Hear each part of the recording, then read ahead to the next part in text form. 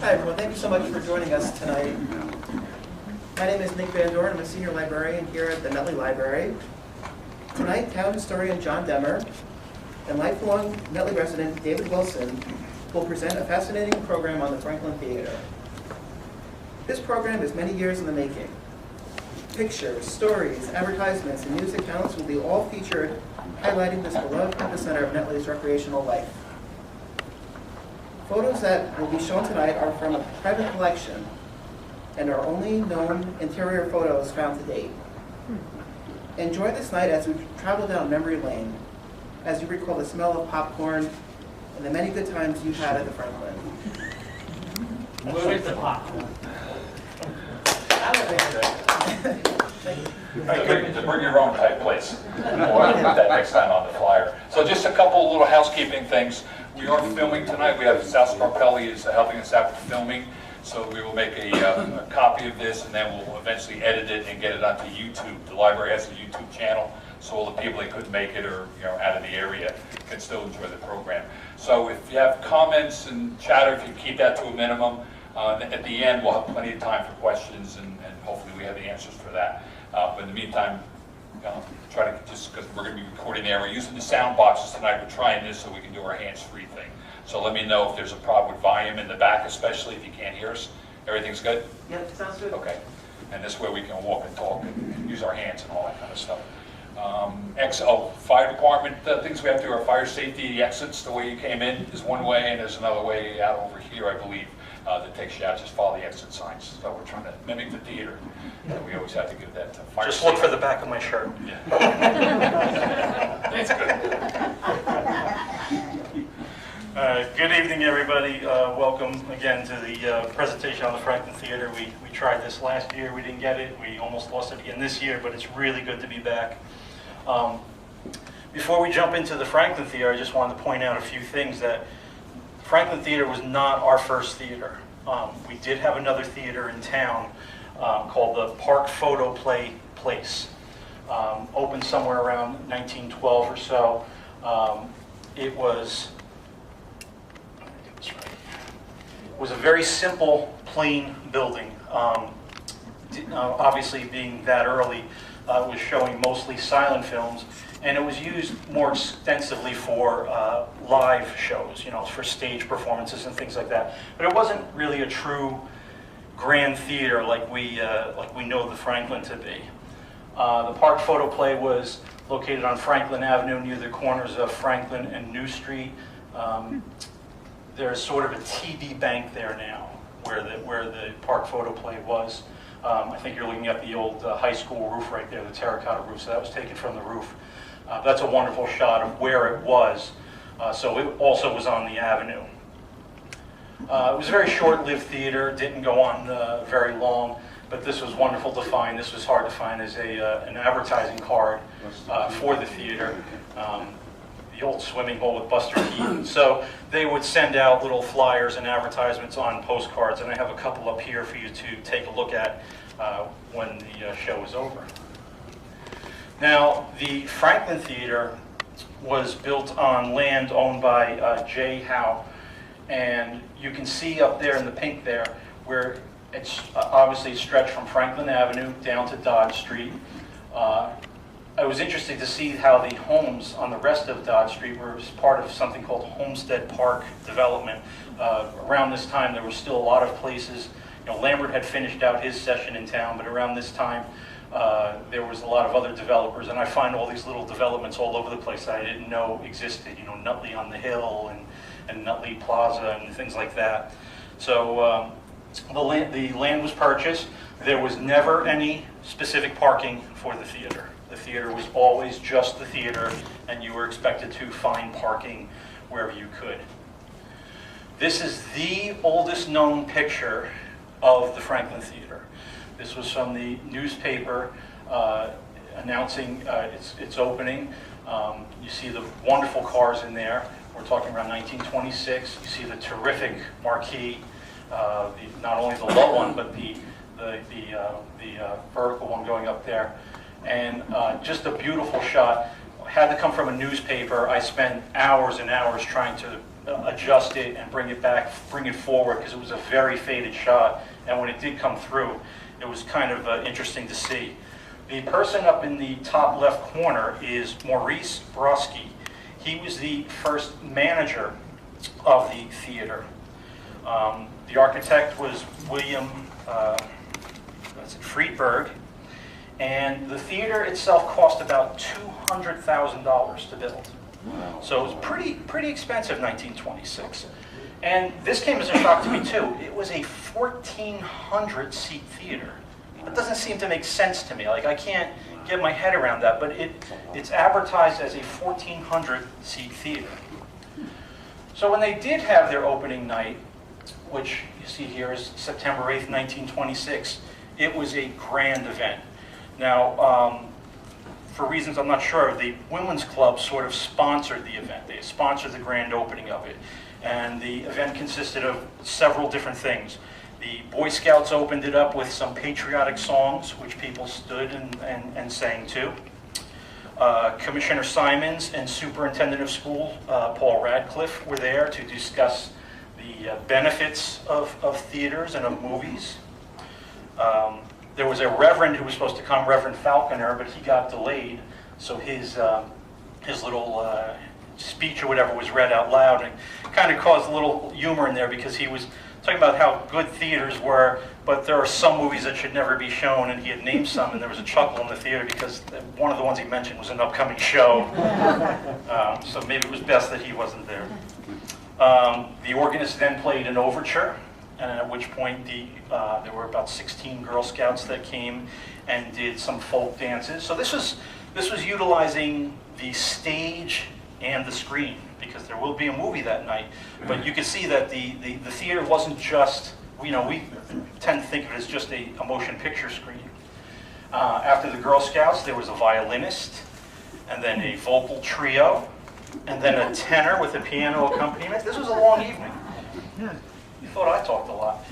And the first thing they did show was a Pathé movie reel, newsreel, which was very popular at the time to show, usually 2 to 3 minute clips. There's a great one actually done in Nutley of the Velodrome. And after that they did a novelty reel, and then they did an Our Gang reel. Now here are some of the upcoming shows, and I wonder whether, from the titles of these, whether maybe these are some of the ones that the Reverend didn't care for, but you never know. But this is an advertisement for different shows around that same time. The theater would show 3 movies per day. And matinees were 25 cents for adults, 15 cents for children. And then the 2 evening shows would happen, and they were 40 cents for adults and I believe 25 cents for children. The main movie that they showed, oh, how did that happen? That's not the right one. Okay. The main movie that they showed that night was Ellis Cinders, and that is a takeoff of Cinderella. It was a silent. The star of the movie was Colleen Moore, who was interesting in herself because she acted only from 1916 to 1934, but she was extremely popular, and she was kind of credited with popularizing a new haircut called the bob. So she had a very short haircut, and it really took off. And that was the main feature for that night. And then afterwards, people would go and hang out in the lobby of the theater, which we'll discuss in a few minutes, to discuss the film. Well, the fellow was just working on the boiler, getting it ready, I guess, to get the heat up. Went upstairs to check the thermostat. While he was up there, the thing blew up in the basement and then cracked the wall and a lot. But fortunately, there was no fire, because that would have been like right at the start of the opening. Right. This is just about the when they built it. John talked about how much it cost to build, and the revenue they expected was $1,000 a week from gate receipts or window receipts, but they had to have other things, because if they had like a dud movie or a lull, obviously they needed other income. So there were other businesses there. We'll see, they'll pop up from time to time with ads, we'll see. So there was a barber shop there. There was 2 stores on each side, which all of us remember, different businesses there in our lifetime. And then upstairs there was a lot of other offices, lawyers' offices, dance studios. We're going to cover some of that also. But all about cash flow for the building. Here's so the theater was also used for different benefit things, more benefit shows around the same time, 1927 now, needy children. Theater was a great place to be able to come and get a lot of money and revenue, because there was huge attendance at the time. This theater would be packed many of the evenings that it did. On the 3-night opening event, I think the first night was sold out at 1,400, and I think the next night was around 800. This one's for Grace Church. Programs Rin Tin Tin. So some of the benefits, you're going to see obvious things that will pop up from all the different groups that had there, because the Franklin Theater was the center of the universe for the town back then, for recreational life, for fundraising, people dating, whatever they needed to do. So everybody wanted to have an event there, because that's where we made our money. We're going to see as we go through here, all through decades, of how much money was made there by nonprofits and all that in town, and things they did for charity and all that. So it was really good that way. The theater at different times was run by different chains. So for the first chain, it was Fox Theaters, which ran. And then at some point, here's a nice Fox program, and you can see it was the Franklin Fox in Nutley, New Jersey. So that's how you would advertise it. And this is a wonderful little ad with movie Tony there for Fox Theaters. Yeah, it's an interesting little guy there. And here's one of the insides of the theater. It would also give you the theater prices on the bottom there. And you can see at that time it was still the lower prices. It would tell you the movies. It would have little trivia on there. It would have the worst jokes ever, like the, hey, why don't you blow your horn? And the motorist says, who do you think I am, little boy blue? You know, that kind of comedy you just can't get anymore. And then at some point, the theater was owned by the Scorus brothers, who were managers. And at some point, Warner's brothers, they were working in conjunction with Warner Brothers. And then at some point, they decided to get out of the deal, the partnership with Warner Brothers, basically bought them out. But there are programs up here that you'll see also with that name on it. Scorus Brothers, very large family, very involved with theaters across the U.S. And here's some of their stationery letterhead, talking about the emergency relief. Yeah, that's another fundraiser that they did. And Jim Cherry is the one that signed it. It's actually Hamilton Diston Cherry was his name, but they called him Jim. So remember that name, because we're going to see him throughout the night on various slides here, because he was one of the original managers that came from Philadelphia and came into Nutley to help get that theater started. And then he stayed on there, and he was really beloved by the town. And he was the go-to guy. If you wanted something at the theater, he got it done for you. So he was excellent from a business standpoint, for that. What's interesting about theaters is how important the managers were. It was a thing. It was a position. When you became a theater manager, you were somebody. People knew you. It was an honored position. It was something that was sort of, a promotion. It wasn't sort of like what you think of it today, where it's just a business and you're just running it. That was a highly regarded thing. So when you were made a theater manager at the Franklin, it was very, very important. Here's a copy of The Attic, which is a publication that the high school used to put out all the time because The Attic was well known in the old part of the high school, the part that's torn down now for its creaky floors and its unlevel walls. But this was a publication that they would put out. And I have about 20 or 30 of these. They seem to have done it for a good 10, 15 years. And just here's, you can see it's a scoreless theater at this point, Franklin. And the phone number, I guess the phone number did change because I don't recall that being the number when I was doing shows. But you can see the 3 shows daily, matinees were always cheaper, and then 2 evening shows. And I'd imagine by the time the evening shows were over, you probably weren't getting out until, you know, sometime after midnight, I would assume. Here again is just talking about the people that handled the theater, how it came to be, who's in charge of it. It was a big business back then. Theaters were, you know, given certain movies to run based on who was sponsoring the theater. I'm sure certain movies were not allowed to be run in theaters. But it was a major business as far as revenue and who was in charge of it and who was, you know, producing and allowing which movies to be shown in the theater. And here's some kind of lawsuit that had come about. The automobile lottery, I never really got the down low on what that fully really was, but somehow it involved the theater, and it may be, there's something interesting that the theater used to do at one point. If you couldn't get to the theater, they would drive you, they would pick you up and drive you. I forget whether it was for a fee or not. I think that's coming up. Yeah. And this just talks about the Franklin and Nutley. And there's, again, there's H.D. Cherry again. This is him retiring while it was still under Scores' control.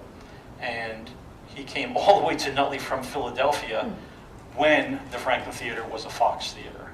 So went from Fox to Scores to Warner Brothers. It was under, you know, different control over the different years. Back up 1 second.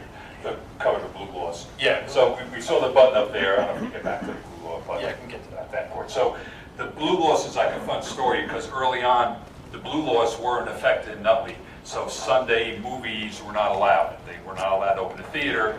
And then the theater people was like, oh, that's another payday for us. You know, they wanted to be open 7 days a week.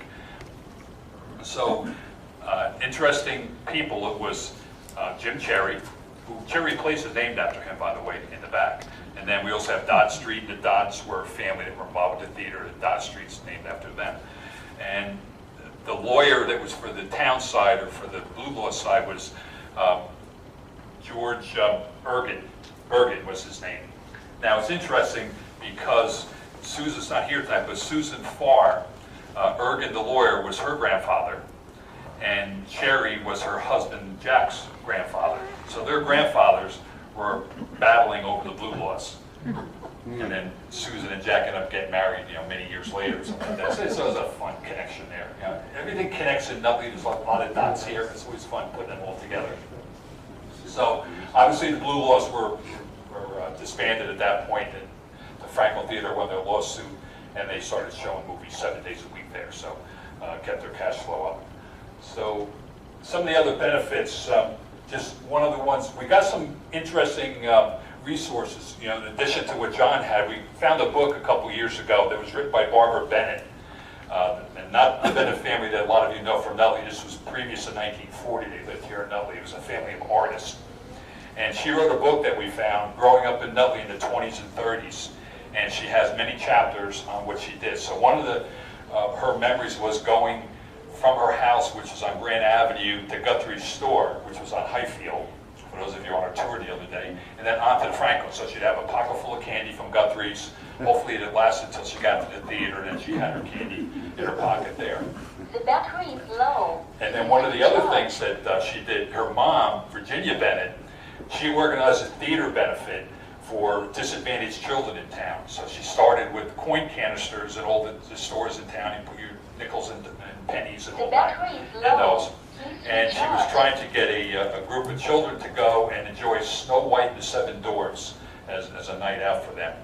So she shook down pretty much everybody. She was very aggressive in how she did her programs. So she got steerage, moving, and storage to provide transportation for all the kids to take them over there.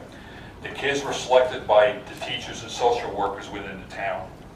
And then she further shook down Jim Cherry even more and said, you know what, I want the tickets for free so we can use all the money I collected for candy and popcorn for the kids. And Jim Cherry agreed to that. So she made it all happen. It was an amazing family.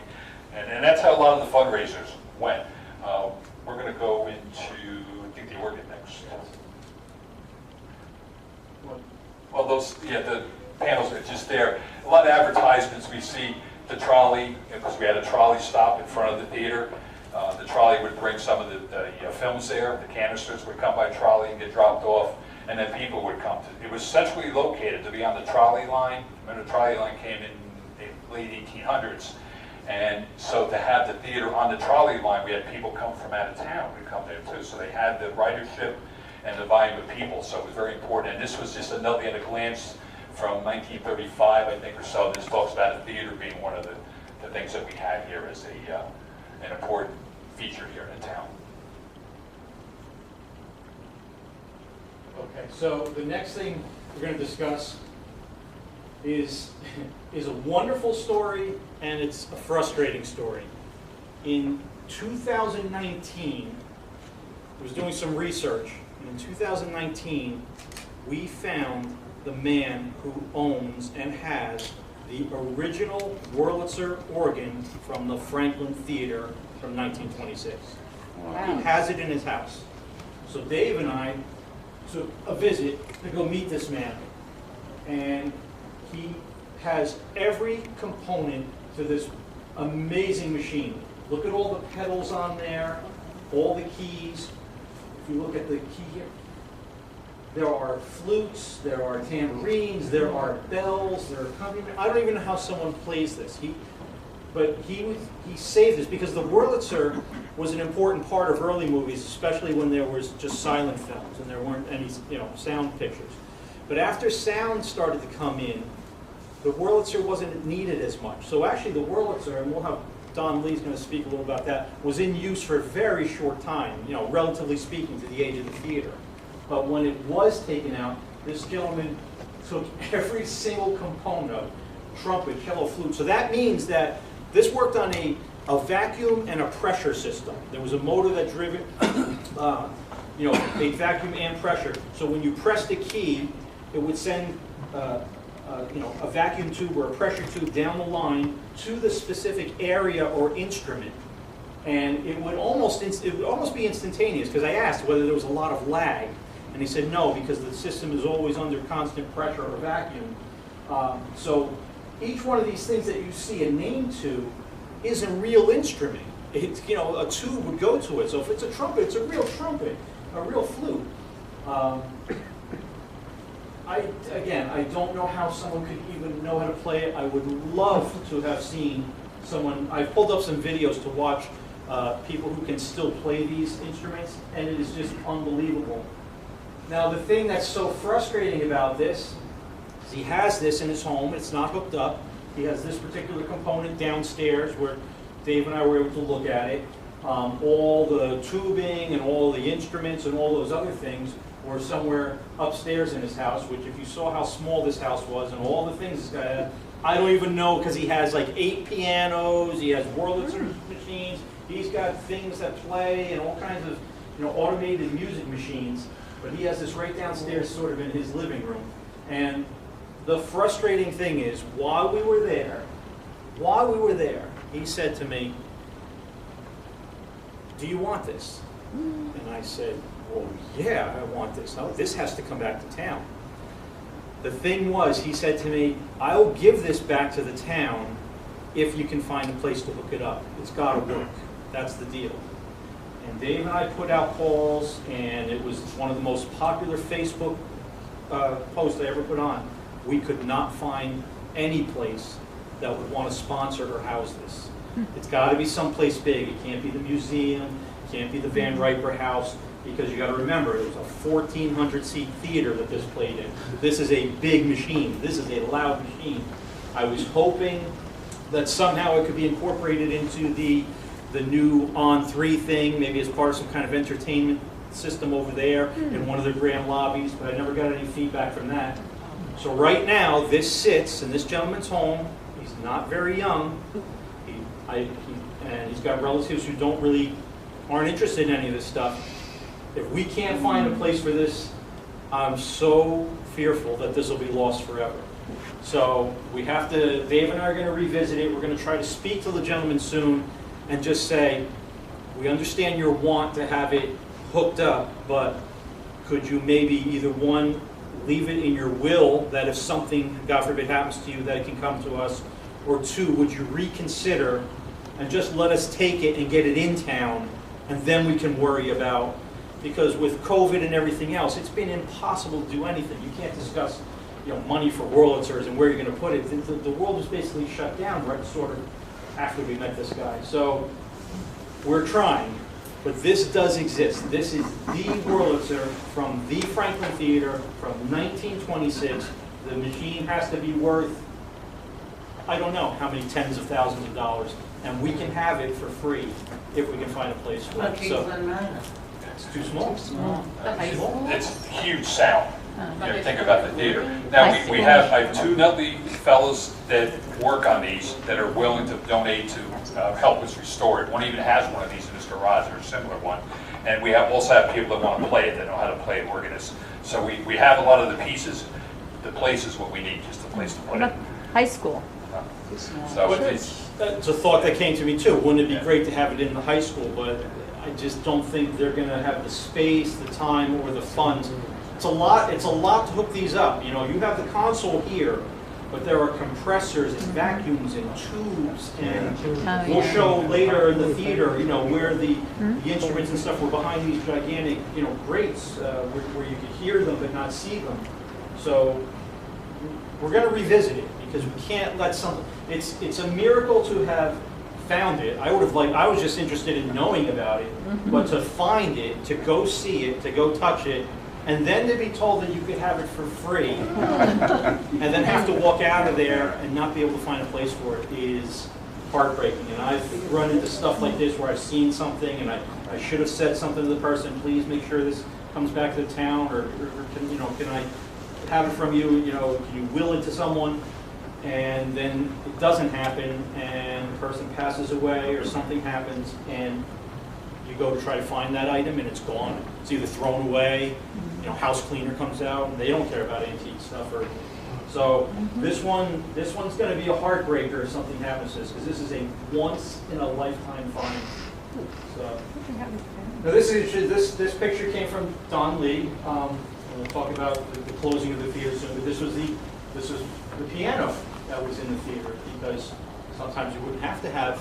Remember, the theater was not just movies. The theater was performances, shows, plays. I'm very disappointed that I can't, in its whole history, that I have no pictures of any older events, that weren't movies. There had to be hundreds and hundreds of things that have happened on that stage that I just haven't found any pictures of. Very few interior pictures. We're very lucky that the pictures that are coming up soon were taken. John, could you just go back, please, to the original picture of the whole organ? I just wanted to get a shot of it. Yeah. About that one. Perfect. Thanks. You want to pick me up on it? Okay. Can that fit in your living room? we can send that to you too. That's not a problem. We have it all stored. So we were talking about the organ, and a friend of mine, Bouillard, she knew about Roy Lance Sharp, and I hadn't realized that he's actually in Anthony Lucchino's book, Nutley Notables. And Roy Lance Sharp was one of the people that played the organ at the theater there. He used to go there after school and all that, and that's just a whole life history on him and all. But he was quite a character because he got into TV, and he was like kind of a trailblazer for a lot of television things. But he was in a nursing home until he was like, I don't know, 96 years old or something. He was still playing the piano for the people in the nursing home and all that. So yeah, he was quite a character. I think he only died like in 2016 or somewhere about there, I think it says. So. So this is an interesting thing. You know, if a family car is not available, they'll send a cab to fetch you. Oh, so it was okay. There's the cost. So it would cost you 10 cents for one person and 5 cents for each additional. But that's sort of that's very Uberish in a way, isn't it? Yeah. I was looking at that, I was like, that's really interesting. If you need to get somewhere, this business kind of makes it available for you to get your item or to get to where things are happening. So I thought that was a. So this is we'll go back to that square mites, because that was kind of fun. So this was, again, Jim Cherry was involved with this again. And Squirmitis, that was a big program they had, because a lot of the theaters, they were trying to do double features. And not everybody wanted double features. Yeah, there's different money issues involved there and all that. So Jim Cherry said, like, no, I want to turn the theater over after the one movie and not have people there again for a second movie on the same ticket. So that was the whole idea. So they come up with this Squirmitis routine there to try and battle that and all that. And so we had double features. When I was a kid, we always had double features for probably all of you too. And now we're back to single features again now because of the cash flow and all that. You know, back then you got a cartoon, you got a half newsreel, you got maybe 2 movies. You really got your money's worth, you know, way back in those days. Okay. Okay, so now we're gonna get to the pictures, which thankfully are some of the only interior shots that we have. Now this was probably one of the main features of the theater itself was the green sort of backlit inverted dome, which I've never seen the back of that, but I think someone in this room may have seen it. Stuhlman's have been up there. Yeah. Done. Oh, okay. Change the bulbs. So I don't know. I'm assuming that is sort of hung from a lot of wires and but I used to love to look up at that dome. Yes, yeah, it was, again, there's a lot of plaster up there, there's light bulbs. Don Lee over there was one of the people working there at the time, so he was up there to change the bulbs to keep it lit. There's catwalks up there. It's kind of a scary place to go in the attic. Right, everything was plastic. I was up there when I was on the fire department. We had a lightning strike in front of the building. I was up there looking around. I'm thinking, how cool is this? Like, as a kid, I'm looking up at it, and later on as an adult, I'm walking around on top of it on the catwalks and all that. But I didn't take any pictures. Yeah. So as we were talking about, the building was mostly plaster, 160,000 pounds of it, and that was a real benefit because a problem with theaters at the time were a lot of fires. Remember, there's these high-intensity bulbs and things and flammable films. So to have the theater be built with so much plaster and marble was a real benefit because it really cut down the fire hazard. And when Don talks more about projection type stuff, there was also other innovations and things that came along to help prevent fires because that could be a real issue if you had a fire and you had 1,400 people inside there. Now, this again is a nice fine detail on the building itself. All this plaster work, hand done, and let's get this here. Oh, and speaking of fires, this is wonderful little clip from I guess it's a single cell from a thing that would play prior to the movie, showing you where the exits were, how to get out. You can see at the time that the mayor was Harry Chenoweth, a great guy. Tons of information from that guy. That was a wonderful little piece of history brought to us. Right, right. And if you notice the amount of exits, there was a ton of exits on this building. Again, super safe, but also for cash flow. Because when the movie was over, everybody out, you know, and get everybody out in record time and get the next crowd seated there. So there was some monetary things behind that too. Now, a lot of this plaster work was done by a gentleman who actually lived in Nutley, but then he had removed himself to Newark, but was brought back to do the theater. And his name was Dominic Walsh, and he was a plaster expert. The whole idea with working with plaster is that you have to create a mold, a reverse mold. You have to put the piece in there, or the pieces in there. Then you pop them out of the mold, and then they would be applied to plaster walls by using more plaster. And this guy and his crew were just experts at it. This is some of the plaster work that's around the fireplace. The fireplace was actually in use in the early years. It was a place you would go and hang out after the movie. You could go and sit. There were chairs around the fireplace where you could sit and discuss the movie.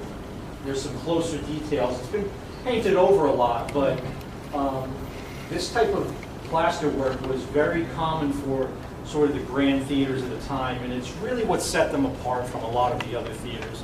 You just don't see craftsmanship and workmanship like this anymore.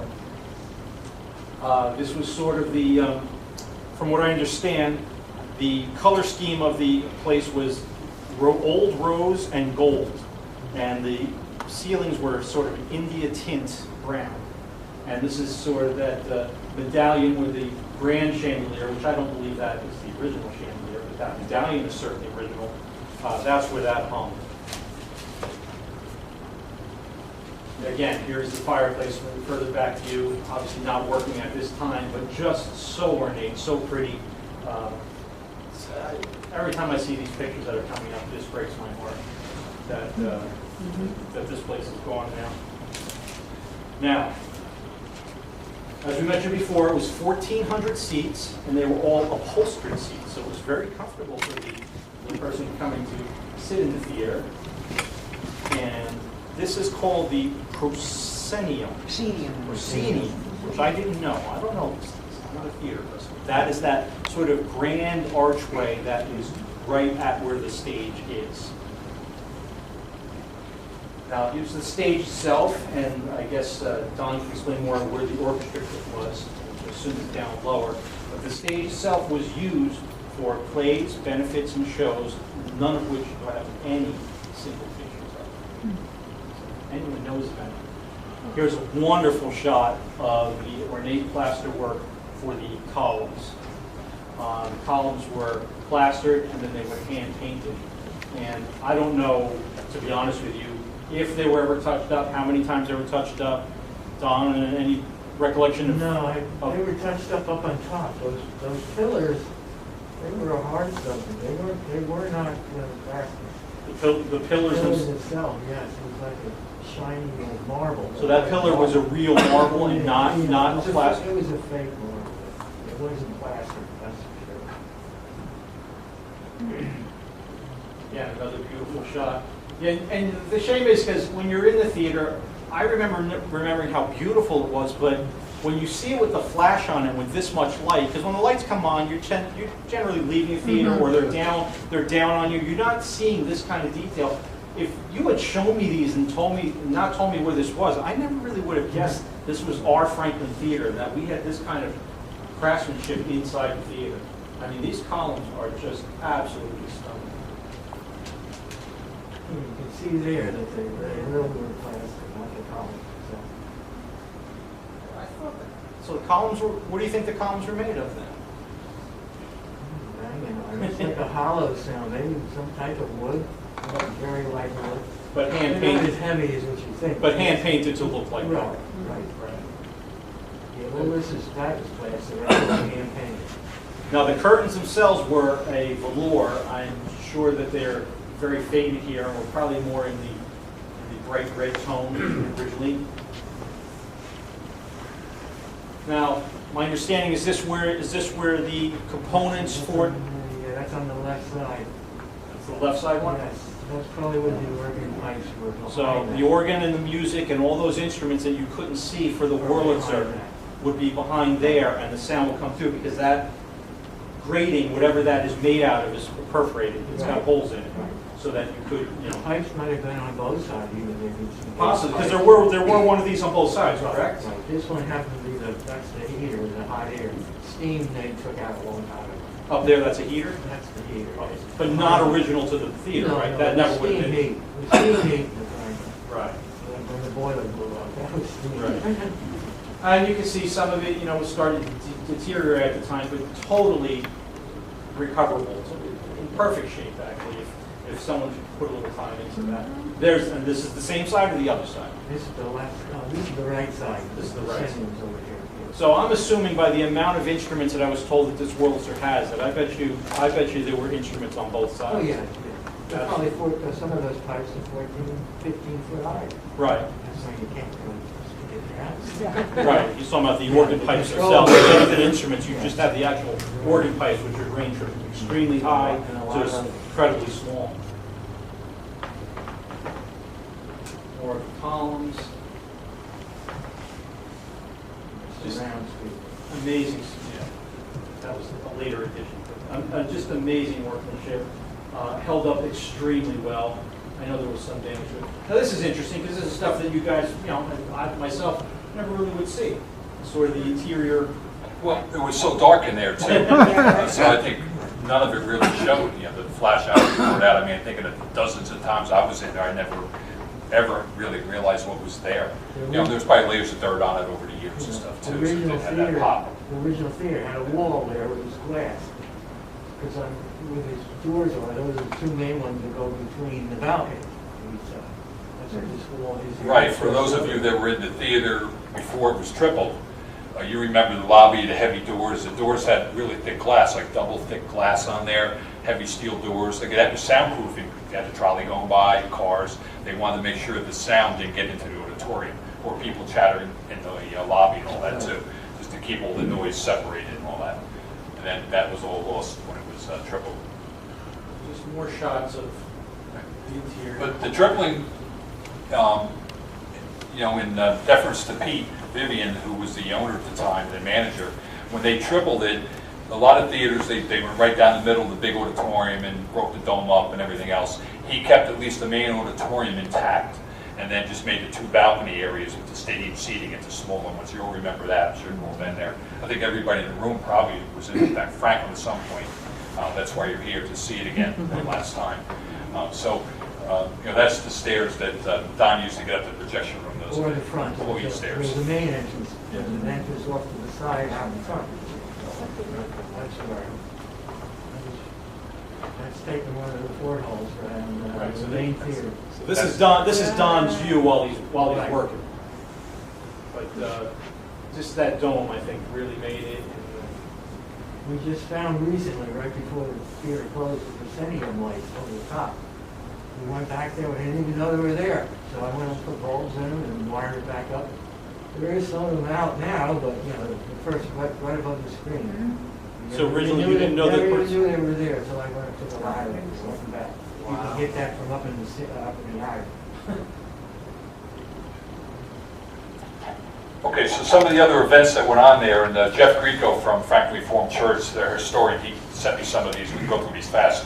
But there was other events that went there. There was like organ recitals. They used it for speeches. They brought in preachers from different groups around the country there that had special interest. They had a lot of interdenominational services there where a number of the churches got together, did special holiday shows. So there really was a lot going on there just besides movies, even this. And this is, I think, from is there a date on that? 27. So they were ongoing. It was, again, everything that was in town we needed a big place to go. This was the place to go to. So let's just go through that. So we just repeated those a few times. Okay. So we didn't really introduce Nutty properly, did we? No. Okay, so. I figured so. Yeah. Oh, okay. Well, we'll do it now, because for those of you who don't know Don Lee, most of you do because you've been here before, but Don Lee in the red shirt over here. The town owes a special debt to his dad and to Don for preserving all our movie life that we had in Nutley, whether they're old films of Nutley or old collector films. And then when the theater was getting to reopen in 77, I think as the story goes, 77, 79, Don's dad was driving by, Bob Lee, Robert Lee, he was driving by, so hey, they're looking for a projectionist maybe, and knowing that Don had the background, he went over there, kind of the rest is history, and he was projectionist for the entire time it was reopened. He was the lead projectionist there. 21 years? Yeah. 21 years. So he knows all the ins and outs of everything. That's right in the beginning, I guess. You're pretty young in that picture. Probably 80. Yeah. That's the original lamp house. Probably going to open 26. That's an arc lamp. That's the original. So that's the original Simplex Projector. That goes back to when they first opened up and started doing movies. 87. We're still using it. and it was still running. You know, I remember going there when I was on the job, and the first time I was in the projection room to see what was up there, it's like, wow, this is how it all works. And that actually it was carbon arc for the lighting, which is like a welding rod, basically. And they would go like this, and they would make a bright arc. And then that would be, instead of a bulb, that's how you would make your bright light to light up the back of the film, to project it and all that. It was super high. It had special ventilation to take the heat out. The rods had to be replaced every so often. You kept them in buckets because you recycled them and got money. Copper for covered that. carbon. What was that? They're copper covered carbon. Carbon covered carbon. Right. Right. Carbon burns and the little drops drop in the bowl and keep that. Copper. But again, a very unsafe way of making light. You know, that's why you would have projections. And we're going to see as we go to, I guess the next pictures will be projection room. So these are the projection room, the more modern part of it. Maybe I'll do a couple things. Maybe we'll let Don just talk about the projection equipment a little bit. But if you see up on top, again, this is the original projection room. And we can see up here, there's like little panels. Okay, those are fire dampers. So they would be there from way back when it was built because of the unsafe nitrate films that may have been used, and a lot of fires started in the projection room. So the idea with this is it was on a fusible link or manually operated. There's a fire that would drop down and close off that opening into the theater, so prevent the spread of fire or smoke, you know, into the auditorium area. So you'll see those fire dampers in a couple different areas where there's openings. So, Don, you want to give us a quickie on the equipment? You want to come up with a microphone? Yeah, of course, with the booth. Come up here, Don, come up here, we can use the microphone. Started the Essex Film Club, which is the oldest film club in America, and Don still keeps it active somewhat today, so it's legitimately the oldest film club in America, started by his father and continued by him. There you go. There you go. Okay, we can down again. Hello? No, you're good. Okay. Over to the right here, all the way over, that used to be a bathroom. So when the theater was tripled in 1983, we had to take the bathroom out, or made it smaller. So that's right where the urinals were. That's for the upstairs bathroom, the other offices and stuff. And that's a platter system. The whole feature is right on the platter, and it just doubles back on the film, doubles back on itself. You don't need to rewind it. Because once it's all rewound on the bottom platter, you can start from the inside out, and you're all set, so you don't need to rewind it. The main one is the same picture that you just saw before, these two here with the fans on the side. That's the same as that picture, but of course I was over in the corner. These are the new Xenon Lamps on the side. Don't worry about it. The arc lamp gave a way better brighter lamp, and they look better in the pictures, way better. Except we couldn't get them anymore, you know, they weren't used anymore. So the Xenon Lamps. This is the audio rack for the main theater. The two side theaters in the balconies, they were only mono. We never did really stereo or anything. This is the rack and has the DTS, the new sound, which worked pretty well, in fact. And that was about it. Of course, it's another theater over this way. Yeah, that's about looking where I was, in the other picture where I was standing on the floor, but it's up a little bit. And those are better projectors now also. And this is the left-hand theater back. Yeah, that's the one on the left. It was just a regular Vulcan PA amplifier. It sounded okay. We had voice of the theater speakers behind it. It was okay. And this is the parts room. Film's ready to go, and of course, Pete had a couple spare projectors.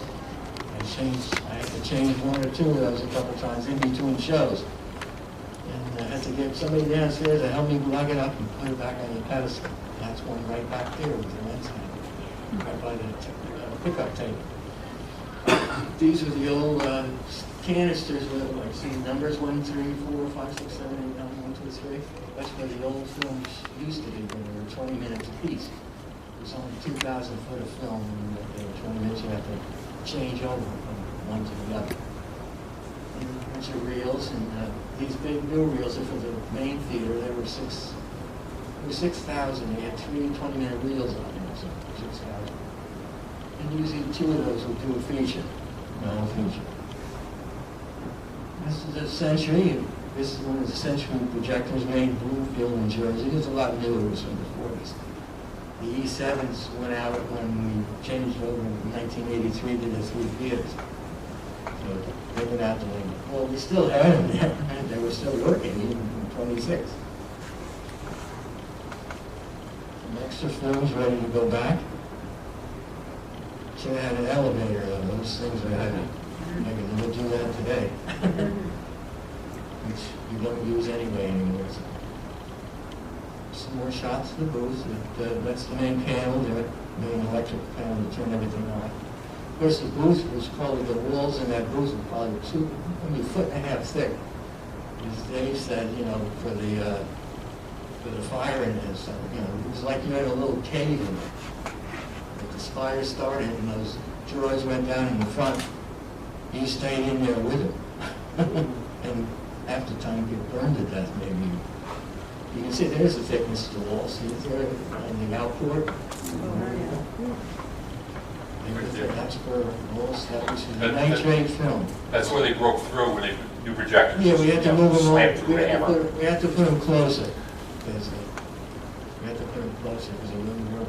We would bang into the walls in the new theaters. So we had to put those projectors closer. And I had trouble fitting in there. I'm not that big. See how they were moved over. These are just some spare parts from the amplifier and stuff. So that's all behind the scenes that you never got to see. Yeah, You were watching the movies. This one's all set to start the main theater. There was just 2 reels up there. It was probably Wizard of Oz is what it was. That's really the last film that we showed there. What was the last film? It was for a birthday party, the new reissue of Wizard of Oz. As I say, it's only 2 reels on each, so that's only was a 4-reel movie now. So going back to the reels, just not to interrupt you, Don, what with the reels to keep them in order, what would happen sometimes if you lost, like somebody lost their focus, one of the other projectionists? Oh yeah, right. Yeah, one time that happened. What did we have? We had, it was a Walt Disney movie and we had The Thing there, in 1982, the new one. I think it was Pinocchio. He mixed them up and right in the middle of the thing with the monster and Pinocchio. I never did that. There's people that told me, said, who was projecting the last night? I said, it wasn't me. It was one of the other fellas. You can get it mixed up. Okay.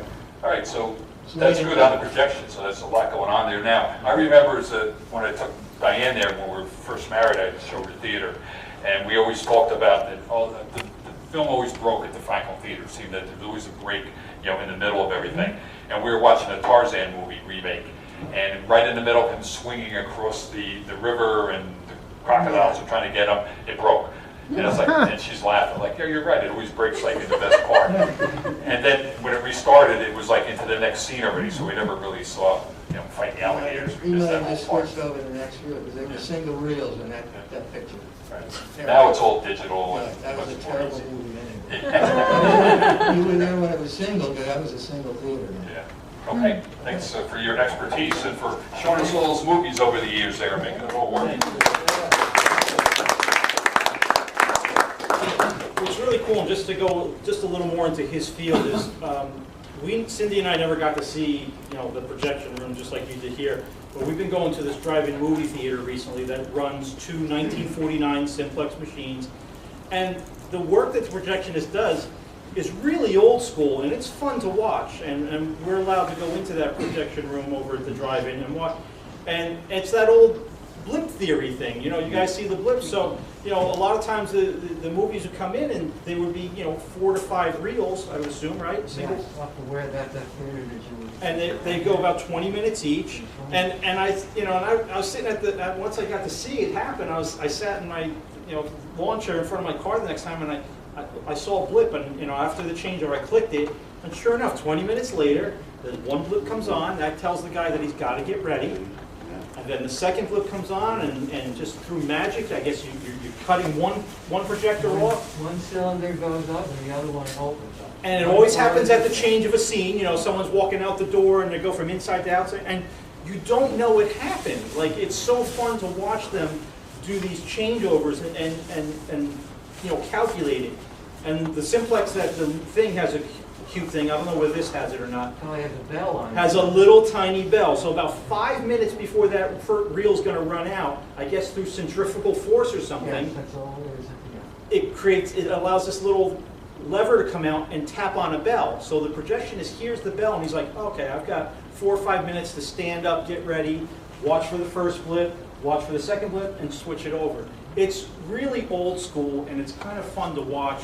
And fortunately, the projectionist up at that movie theater that we go to, the Mahoning in Pennsylvania, has trained someone, a much younger guy, I think he's only in his mid-20s, and he's learning that art because that particular theater only wants to show 35 millimeter films. They don't do digital, only if they have to, last minute thing. So it's really fun to see, and that's the kind of thing you used to do, right? Right. Nowadays, you could probably literally stay home and probably show, if you're a theater owner, run the movie theater from your phone. Yeah, So, I read out a lot of other theaters. I was not just here. I was at a lot of other theaters. So here's another view that a lot of you probably don't get to see. This is the ticket booth. So you'd be outside, and the person would be there, sitting down there, and you tell them how many tickets, which thing. And this is just one of those rare, back kind of... And that's from the 50s, easily from the 50s. Yeah, we still use it. Yeah, so it's pretty interesting to see that little hidden gem there. Something I didn't even know that I'd be interested in seeing. And then when I saw it, I was like, wow, I never thought about that this person has to sit back there and do that. Now, this is the view that you obviously would know more. This is from the outside. This is the day before the closing. Yeah, this, everything's closed out. I had to get out.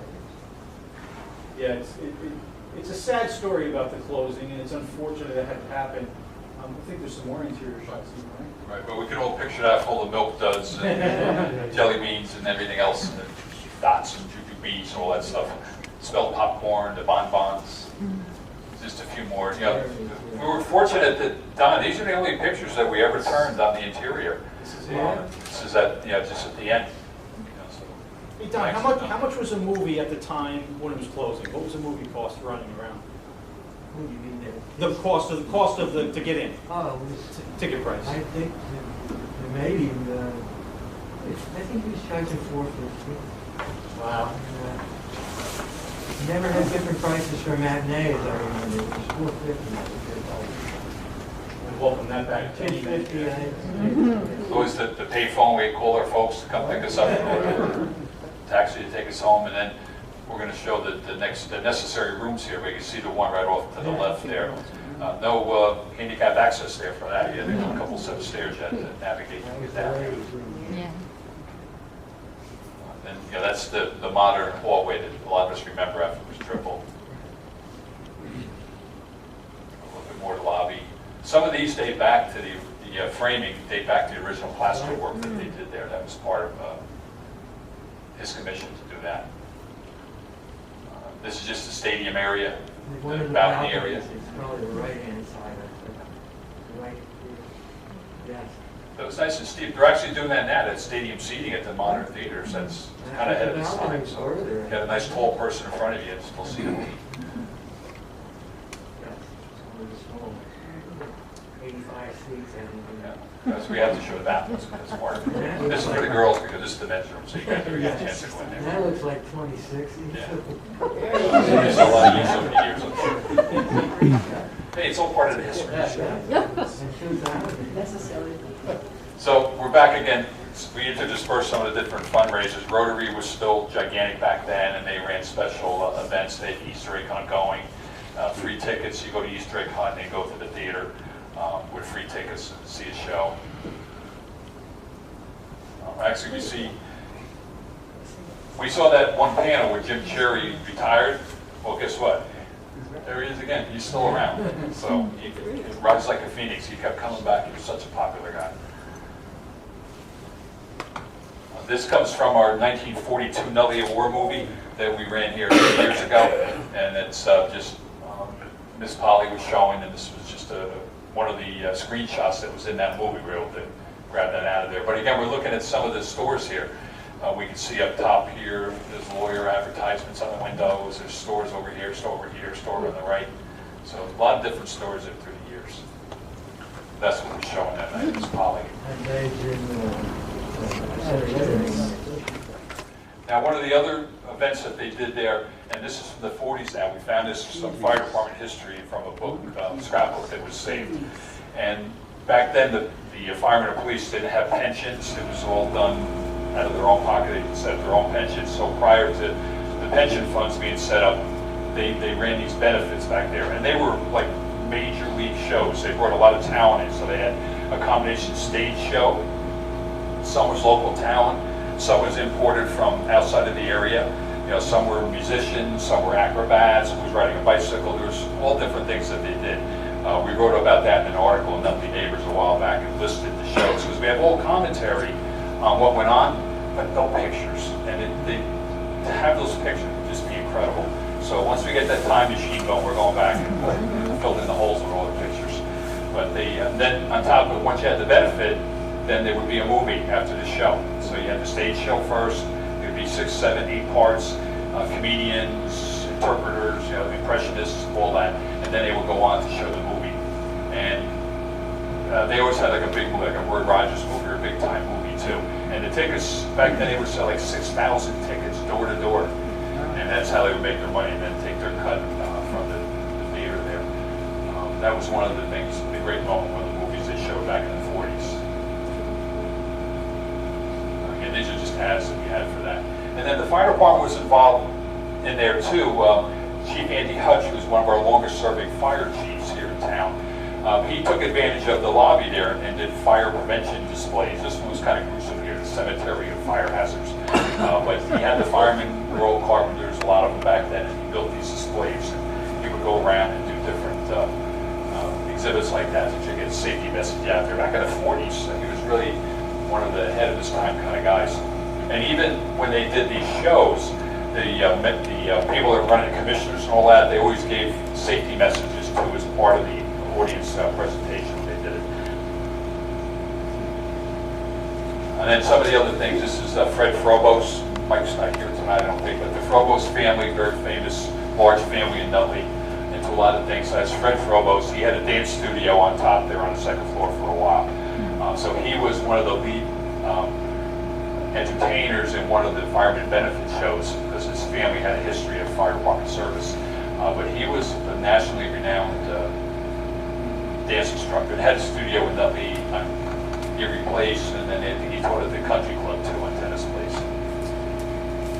This was something interesting that I didn't know about, is that the theater was closed for a year or so in the 50s, and for some reason Warner Brothers had decided to close it, and it was given the okay to reopen, which I didn't even know about that. I don't know the reason. I don't know what happened. I've never been able to find an article to say why it closed, but fortunately it did reopen again. So there was a lot of wheeling and dealing that went on with the different movie companies. You know, who was in power? You know, whether it was Warner Brothers, you know, Fox, the Scooger Brothers, or whatever their name was, and then all the so they were always like a power struggle going on. Because if you controlled the theater, you controlled the movie that you made, that you got the royalties on and paid your actors with and all that. So it was a whole thing going on there as to why they wanted to be in charge and own the theater. So they changed hands a lot. I think part of this may have been around the time where some of you, we find the theater referred to as the itch. And we try to and all we can figure out from that is that the place had bed bugs or whatever and they were lice. And it was not well, they didn't keep it very clean, I think, back in the 50s. It was probably running down at that point. So a lot of people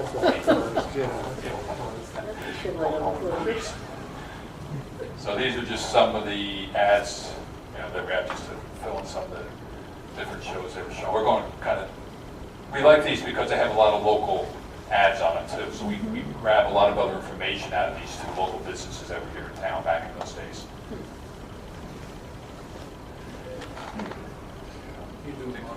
Okay, so these are, again, we look at some of the modern pictures. This is probably a lot of what we remember. This was back, it would be the bookmark, so this would be in the 80s. Now the bookmark, I was just talking to Vicki Saccone last night. I don't think she's here tonight.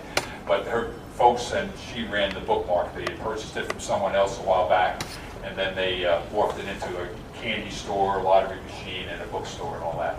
So there's been a lot of different things. We had an electronics store next door. Who else? Trio Jeweler Sam had a business over there for many years. It's been a lot. St. Honore Cafe. We'll see them in another slide coming up. But we had the old planter program where we had those planters put on the street. The first round of planters with the trees in them and stuff. You can see it's still intact. All the marquee is still intact. The lions are still the only thing I think that shows today, right? They left the lions holding up the marquee. Okay, we'll see that in the next one. And again, just some other ones. Oh, there's a tree in the pot there. It's left the one. And then we got some of the other billboards going there. And that's Pete Vivian. He's the fellow that took over in 77, 79, and the one that did the triple, kept it going for a number of years. That'd be Don's boss. And then this is an interesting story that Don told us about, that Bob Ciccolini from the Ciccolini's Furniture and all that, he was a Bond fan, so he would rent the theater at night, late night, like midnights or whatever, and bring in like 100 people and bring food in and whatever else, and Don would show the getting a private showing of the James Bond movies. He is one of his closest friends. I think, I don't know, I saw a lot of James Bond movies. I don't know about you guys, but most of you are around that same era. And then another thing that was always controversial, Nutley is still kind of prim and proper, even back not that many years ago. And the town was very much in favor of having family events there. They don't want R-rated movies. They didn't want the trailers being shown. And then one time they ran this Alan Fudd movie, which was X-rated. Oh, and that was like, they were threatened to shut down over that. That was like, no X-rated movies in Nutley, and even ours, we frown upon that. And this was one of the bigger shows that we had there, because they had the exclusive on this, right, in the area for a while. That was the Franklin's last hurrah. Yeah, that was their last big event where they had exclusive showing, so they sold out the place pretty much, I guess, for that movie. And then the Teenage Mutant Ninja Turtles, that was super popular. The line for kids would be all the way down to Freeland Avenue, for them waiting to get in there. It was a super popular movie. Then Uncle Floyd, one night show there only. We have no video or pictures of it. We've been trying to find something else, but Don at least had the program. And it was just a stand-up comedy show. He was up on the stage and had some props and stuff and did the show, but it was sold out, right? It was pretty big. Yeah, that was big. Yeah, he had a big following. He used to be on cable TV and Nutley cable TV channel, and he's still floating around somewhere. I talked to his publicist last year. And he's a little bit newer, more modern. Again, we see a lot of restore on the left. We see, is that St. Honore on the right, maybe? Dessert place that became, Joe Soretto opened that. Went on to become Papillon's. There's a sign there, Just Cafe. This is, I think, actually, we had the cement fell off the front of it. We had a kind of a minor collapse on the front. Some chunks fell off the building, so they had to put up all that. It was deteriorating at that point, the whole building.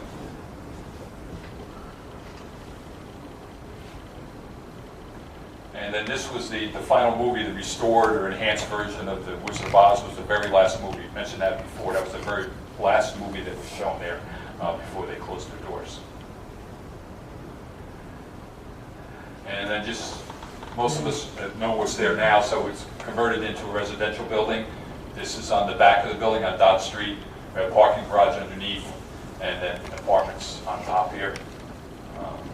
Like John, his paint over the building, that was my paint too when I was working doing inspections, to see what it was turned into. I actually ran into the fellow 2 years ago over at the supply house. I was talking to him. He wouldn't come tonight. I figured we'd be mad at him. That's just the building there. So what I want to do is, the building itself is rental apartments now, and it's all real nice inside. There's elevators, and it's a nice place inside. The apartments are really nice, all marble, and the laundry and suite and all that. So he did a lot of work on the building there to turn it into something else. All that. So you're going to do the last couple. Those are the last 2 slides. So, unfortunately, as we all know, that the theater did come to an end, and Don just recently had given me some, was it from the Star Ledger? Star Ledger happened to be coming by while Don was there, and they said, you know, can we interview you about the theater closing? So Don was very well featured in that article. This is a wonderful picture of him with the stage in the background, and so it was sort of like a page-and-a-half article talking about the theater, interviewing Don about his feelings about it, and we just want to close sort of the show with. If Jim Cherry was still around, I think this song might have kind of been his song there. So it's only going to do like one verse on it. Our final picture for the night is kind of sad, but it is on locking the doors on the theater, announcing that it is permanently closed. There's your price also. There's your price, $3. So tonight's show, we really do have to give a lot of thanks to Don Lee for the only known interior pictures, so much information, and the song's sort of a tribute to you, Don. Am I saying that? Again, probably, I'm asked all the time, I'm actually accused, why did you let the theater close? It's like, oh, it's kind of out of my hands, because when I found out about it, the day I really found out that there was no going back was the day that someone said to me, I just came back from the theater, and he has literally cut the straps and dropped the dome straight into the theater. Oh. And that person had picked up a few scraps of plaster. Don has been kind enough also to bring a piece that he had gotten from it. So please come up and look at the table. There's some pictures, programs here, piece of plaster from the original thing. But it wasn't anyone's fault. It was bad circumstances. And it's one of those things, I say this about so many things. There's a period where something's new and everybody loves it, then it gets old, and then everybody wants it back. And if you lose the thing when it's in that old period, it's gone. And shortly after the multiplexes that we go to now opened up, and everyone's like, oh, we got to go there, and revenue drops here, and it just doesn't become viable to keep it going anymore. I'd say within 5 years of that, people were coming to me, well, you know, can we bring the theater back? Or why didn't we ever let it? I would love to go to a movie palace type theater. I hate that complex over there. The seats are so small. Yeah. So it's one of those things. It was just an unfortunate set of circumstances. It wasn't one particular person. It wasn't a conspiracy or anything. It just didn't work out. And it is probably one of the biggest losses we've had in town, because I think if we had that today, especially during pandemic times, I think there would have been a way to make it work. And I think a theater like this would have come back stronger, especially with its particular look and charm. I mean, look at that view there. That is a really wonderful piece of history that we've lost, and it wasn't my fault. No, I think you covered it all there. I think we all agree. I think everybody here has been there at least once for a movie. Anybody who, I guess not? Oh, okay, there are a couple of people. Okay, so does anybody have a particular memory or story they want to share with us about the theater? And we'll be happy to put that on in the back. I actually had kind of a question, sort of a point. I'll repeat his question. When I was in high school, I was in photography, and I tried to bring a camera in, and their policy was no cameras inside the theater. I don't know if it was always that. So I don't know if that's why no pictures kind of exist of the inside of the theater, but I actually got turned away because I had a camera around my neck as I tried to go in. What I'm really missing and not understanding, and I can't grasp this every time I see a big event that's talked about, is there must have been, like, I don't know if was that Uncle Floyd show the last live stage show that you kind of remember? Like, that was a stage show, that wasn't a movie. No, there was another one, I can't remember it though. Okay, but the early part of the theater would have had tons of stage presentations, things going on besides movies that should have been photographed. And I don't think they would have had a policy back then as they do. You know, you bringing a camera in sort of in our era, people like, they don't want you taking, you know, copyrighted pictures. I'm just amazed that of all these benefit shows, all these things, that we can't find something of people up on the stage or the orchestra pit on? How big was that? It Like was across the whole front stage. across the whole front. You know, I would love to see a picture of the orchestra down low while some stage productions have it on there. And that's the part I can't understand, is why those pictures don't exist. Because there have to be special events that it must have been photographed. The stage was put all over the top of it. That's why the stage out front looked a lot bigger. It was put over top of the orchestra Where the pit? pit was, yeah. You had to open that stage and there was a door down front where we put the subwoofer. It was like right in the pit. Wow. But And that most of was us the never- policy of the theater also, no cameras.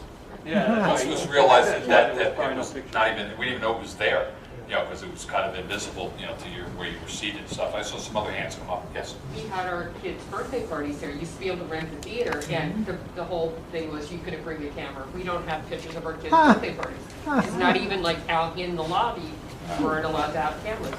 So every time we rented the theater, we did Pokemon, we did Man of the House, we did all of the Disney things. There was pictures I remember happening, a thing, I even took some.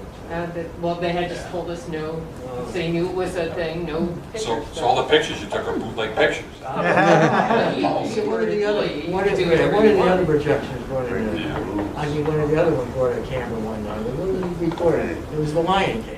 But even like real estate pictures, like when they were buying and selling, you would think there'd been some marketing pictures or whatever available, like, hey, this place is for sale, it's got all these great pictures, and, you know, maybe we have to go back to Warner's or those theaters. Maybe they got like an archive somewhere, I don't know. I guess the point is too, if you know of someone who has, if this comes up that you were at this presentation and someone says, oh yeah, I might have some pictures of that, we would love to know about it. We'd like to further and add to the, you know, we don't just do this and make it go away. Usually after these things happen, people will come up to us and say, oh, I wish I knew, I have this, I have this. So if any of you hear of that, please contact Dave or myself. Yeah. Jack, do you have a question? No, I was just going to say, I was thinking about this today before I came, and the first movie I ever saw, my dad took me to see Pinocchio when I was a little guy. The first time I went out with just my pals, we saw Cat Ballou. And I remember the first time I took a girl on a date was to the Franklin Theater. I don't remember the movie.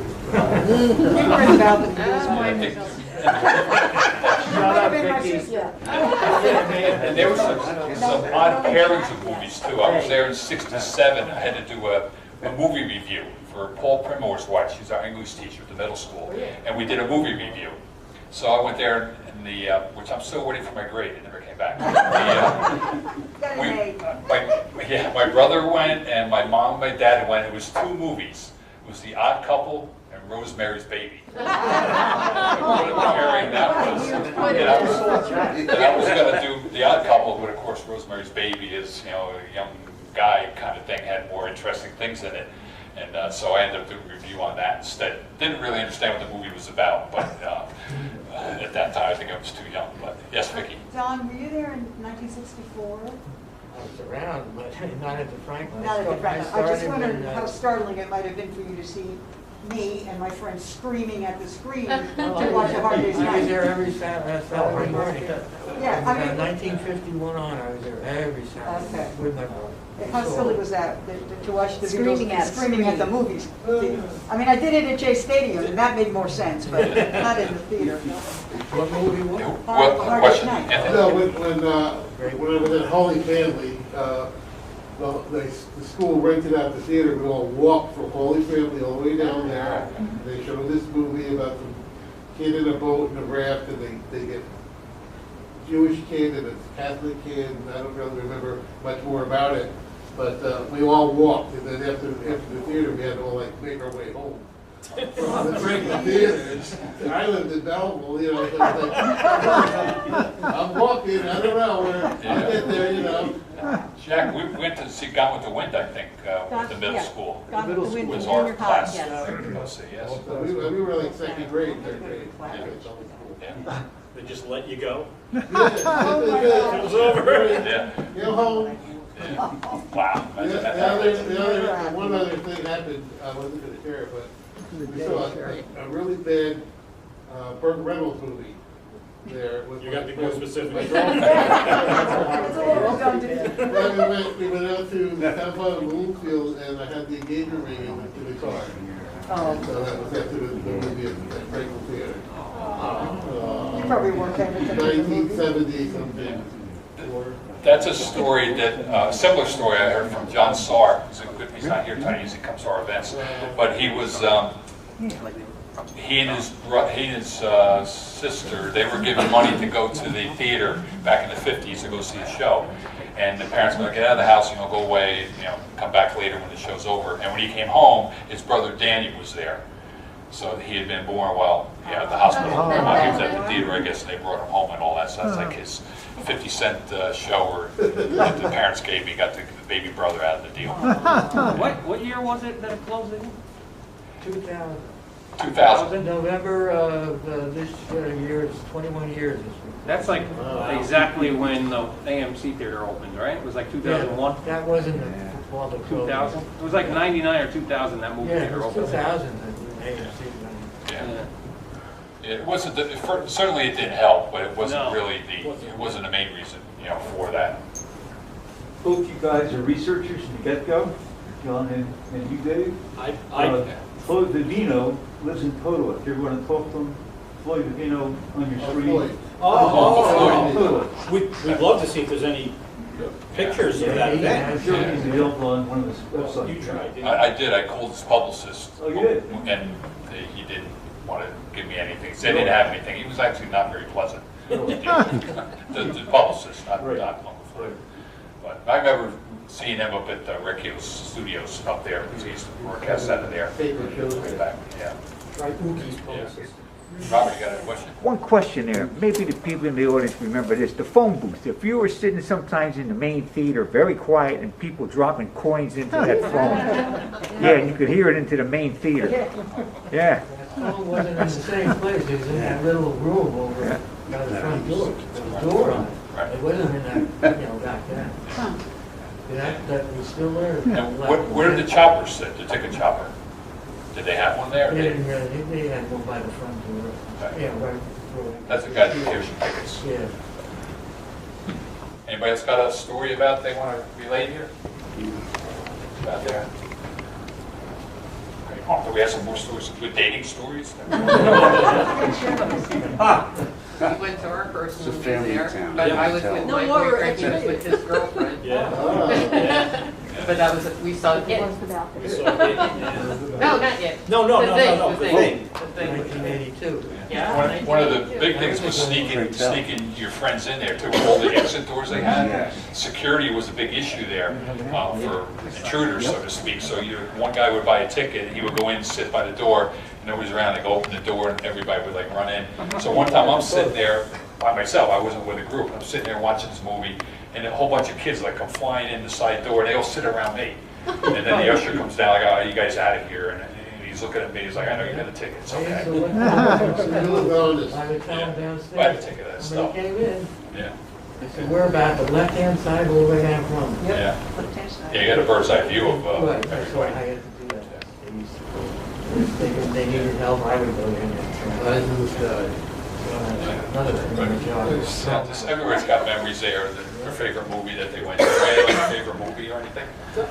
Just trying to get things for the tape, we like stories. Don, I think, didn't I ask you about this? There was a picture of a little girl. Does anyone remember that? There was as you were leaving, Yes. It was the picture of a little girl. Who was the little girl?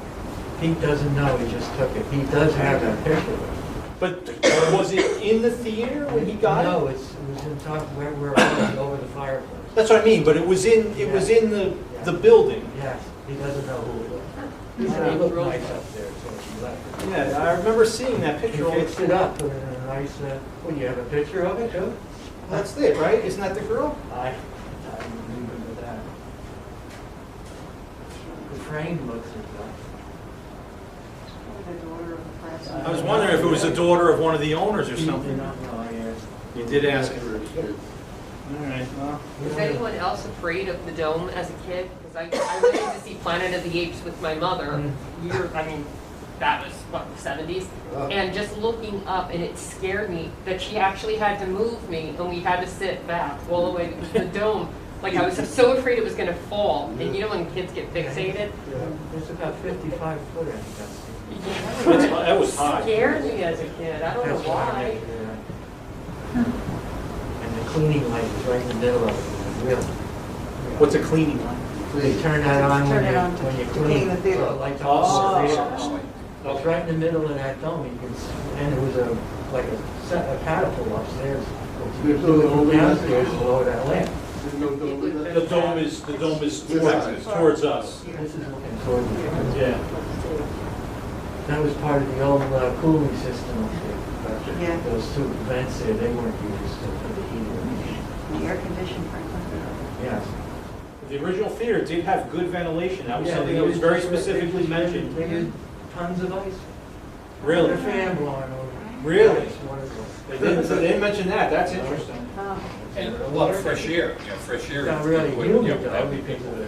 Because of the moisture and the the ice melting. So Right. they would have to fill up, I don't know where that, probably was up on the roof. There was a water tower up there from the new one that held about 200 gallons of water. That helped the air conditioning on the left-hand side of the building. Great shot, great show. Thank you so much for coming, everyone.